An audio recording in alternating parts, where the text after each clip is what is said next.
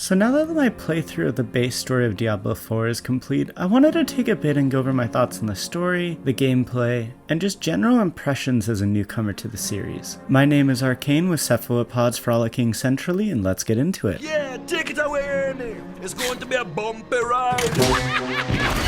Before we start though, I want to give a general spoiler warning for this video. It will mention anything and everything I feel is relevant from the game, so if you don't want spoilers, click off this video and go watch our narrated playthrough. First, let's talk about the story. Overall, the story tells the tale of Lilith being summoned into Sanctuary through her eventual defeat at the hands of the player character, the Wanderer. We begin by being force-fed the blood of Lilith after being saved by the primeval Mephisto in a blizzard. This gives us power and a connection to Lilith that we exploit throughout the story. Early in the game, we meet characters like Lorath and NARRATE, who will show up repeatedly, as well as are introduced to the central prophecy that will drive much of the story. NARRATE helps us to adventure into the abode of Rathma, son of Lilith and Inarius. There we find out that Inarius had committed filicide in the past, which then lets Lilith take a key to hell from Rathma's corpse in the present. We also try to prevent Lilith from exploiting Donan and his two druid allies, and fail, letting Lilith bargain for safe passage through Astaroth's domain. Beyond that, though, this leaves us with an empty soulstone for future use. Later we attempt to track down Elias, the apparently immortal former apprentice of Lorath who had summoned Lilith to Sanctuary. When we catch up, we find out that Elias is attempting to summon one of the lesser evils and use them as a battery for cosmic warfare. He eventually succeeds at this, but the Wanderer easily beats it. Our journey then takes us into the swamps of Hawazar, where we both prepare the soulstone from earlier to bind Lilith, and also find out how to remove Elias's immortality from something called the Tree of Whispers. The tree provides knowledge in exchange for an eternity stuck as a head on it. After slaying Elias once and for all, Lorath bargains for information on Lilith, and so we go towards our final confrontation at Caldeum. There, Lilith uses the key from Rathma and the safe passage from Astaroth to try to murder her father Mephisto. Inarius, the angel, attempts to stop her but gets beaten down and killed. Mephisto attempts to bargain with us to save him and murder Lilith, which we mostly do. We end up beating Lilith in a fight, and imprison Mephisto in the soulstone that we had originally intended to use on Lilith at the request of NARRATE. The final story beat is that NARRATE takes the soulstone and runs away from everyone who might be able to protect her, to help her, or keep watch on Mephisto. So this story has a few problems to me. Primarily, some of it feels like it requires characters to just randomly lose rationality and make incredibly stupid decisions in order to make the plot work. The first example that comes to mind is during the Siege of Caldeum, before Inarius falls to Lilith. When we get there, Donan and Lorath have the amazing idea to tell the angel Inarius that we don't need his help anymore, and then just show him the soulstone that we have crafted over the last act or two. As expected, he just takes it from us. Frankly, there is no justification for this from the character's perspective. Lorath and Donan have shown themselves to be at least marginally competent throughout the plot. While they certainly are not the most intelligent characters, they are not give your enemy your greatest tool levels of stupidity. Donan managed to say no to Lilith when she tried to subvert him earlier, and Lorath has been helping us throughout the plot in various ways. They aren't that dumb. Who are you, who are so wise in the ways of science? It gets even worse as we go a little bit farther. Donan manages to let himself be killed in a very questionable way. I can understand being tired after fighting through the depths of hell, but his injury felt very, we were supposed to kill this guy, weren't we? Okay, let's have him walk next to a pillar of skeletons that stab him. Perfect. And then the final act of NARRATE to take the soulstone away by herself is also really questionable. Throughout the last act, she constantly made decisions based on the Wanderer being incredibly strong and powerful, including waiting for us, convincing other people that they shouldn't go to their deaths without us, just a few other things. And then at the very end, she decides to do the exact opposite and take things on herself.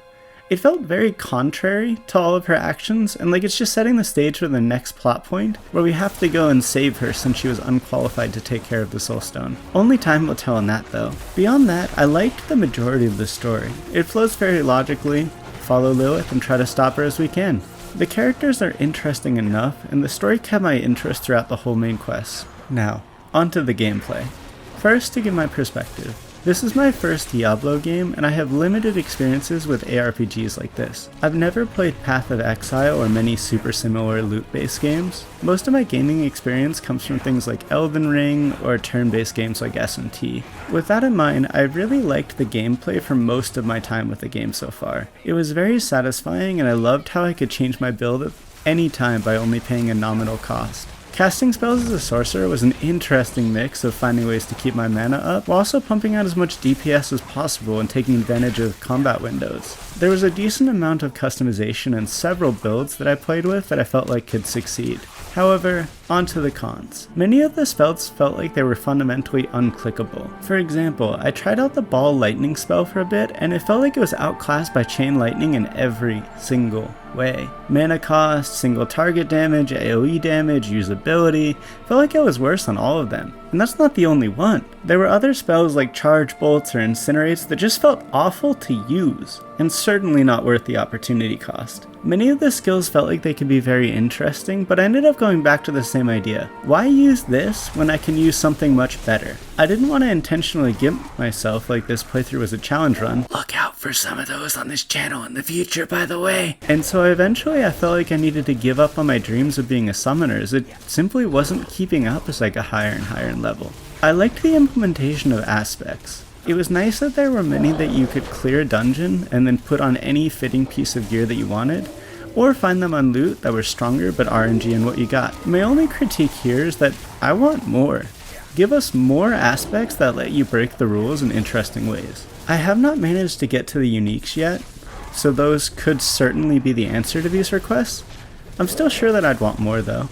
One thing I am really looking forward to is trying out the different classes as we go forward. I have been told that each season in Diablo 4 requires you to make a new character to interact with the unique mechanics of that season. So my plan is to try out a new class for everyone, and I'm really excited about that. I know I critiqued the balance of the skills on Sorcerer quite a bit, but I love the idea of them. The creativity and theory crafting that you can use to create interesting and unique interactions. Finding edge cases or intended mechanics that let you murder a room in seconds flat, or laugh as they all slowly succumb to poison. Finally, my general impressions. This game was super fun. It was a good experience that I will choose to do again as we move forward. However, there are a few things I would like to critique. I dislike that it took me until nearly the level cap of World Tier 2 to finally get access to the horse. Which, from the little that I was able to use it, seemed incredibly buggy and just poorly implemented. I managed to get stuck on tiny pixels of rock several times. The dash sometimes just didn't work.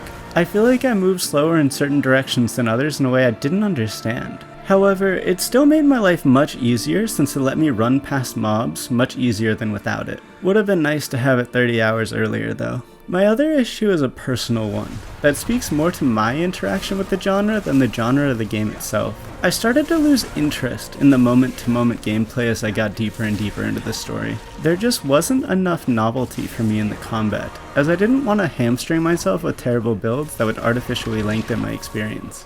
I am sure that this would be rectified by playing different classes.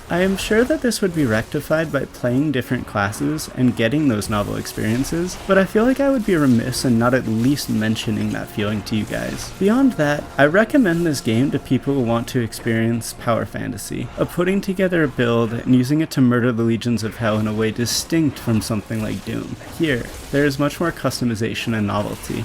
Here, you can choose between blasting a fireball to the face or Garen spinning until everything around you is dead.